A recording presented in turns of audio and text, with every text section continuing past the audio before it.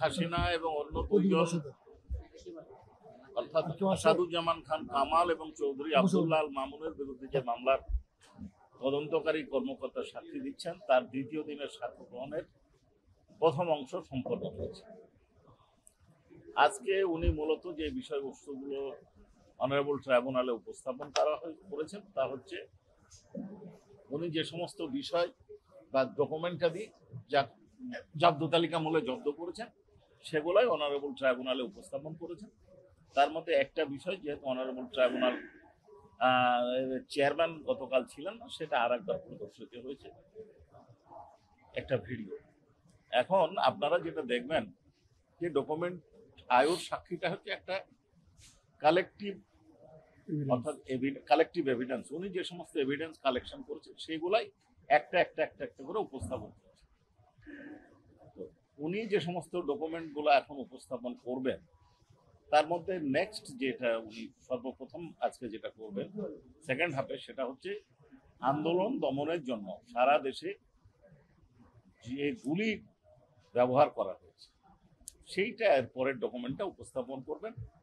তার সাথে উপস্থাপন করবেন কারফিউ সংক্রান্ত, তার সাথে উপস্থাপন করবেন আর অন্যান্য ডকুমেন্ট। মূল আপনাদেরকে এখন আমি দুটো বিষয়ের কথা বলতে চাচ্ছি। এক হচ্ছে কারফিউ জারি।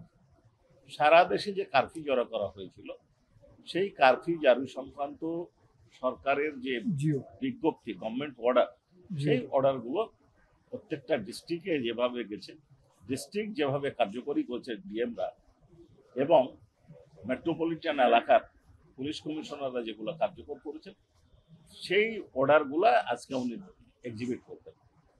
এছাড়াও সরকারের যে একটা হিসাব আছে, অর্থাৎ ওই সরকার যে হিসাব করেছিলেন 3,05,000-এরও বেশি রাউন্ড গুলি ছোড়া হয়েছিল আন্দোলন দমনকারীদের দমন করার জন্য উদ্দেশ্যে, সেইটার পরিসংখ্যানটা উপস্থাপন করা হবে। তার মধ্যে 95,000-এরও বেশি গুলি, অর্থাৎ রাউন্ড গুলি করা হয়েছিল ছাত্র জনতার আন্দোলনকে দমন করার জন্য ঢাকা মেট্রোপলিটন সিটি এলাকায়। আর একটা প্রশ্ন আপনাদের বারবার মনেও আসতে পারে, কালকেও হয়তো বিভিন্ন মিডিয়াতে আপনারা দেখেছেন, বিভিন্ন জন প্রশ্ন করেছেন যে বোমা ছোড়ার নির্দেশ ছিল না সাউন্ড গ্রেনেড ছোড়ার নির্দেশ ছিল।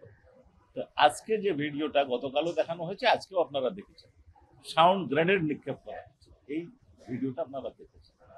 এই যে বোমা নিক্ষেপের সিদ্ধান্ত হয়েছিল এবং তা কার্যকর করা হয়েছে তার প্রমাণ গতকালও আপনারা পেয়েছেন, আজকেও পেয়েছেন। হাসানুল হক ইনু সাহেবের বিষয়ে আজকে ওনার যেহেতু একটা প্রি ট্রায়াল প্রসেস ছিল আগে, সেটা গতকাল নিষ্পত্তি হয়েছে।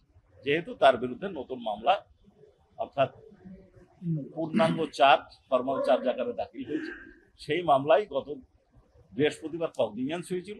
সেই কগনিজেন্স নেওয়ার পরে আজকে তাকে পিডব্লিউ মূলে অনারেবল ট্রাইব্যুনাল পিয়া হাজির করা হয়েছে এবং তাকে সেই মামলায় কাস্টোডি ওয়ারেন্ট অর্থাৎ সিডব্লিউ ইস্যু করা হয়েছে এবং চার্জ হিয়ারিং এর জন্য দিন ধার্য করা হয়েছে। আমরা প্রথমে 5 অক্টোবর ধার্য করার জন্য নিবেদন করেছিলেন, অনারেবল ট্রাইব্যুনাল এটা সিদ্ধান্ত নিয়েছিলেন 7 অক্টোবর।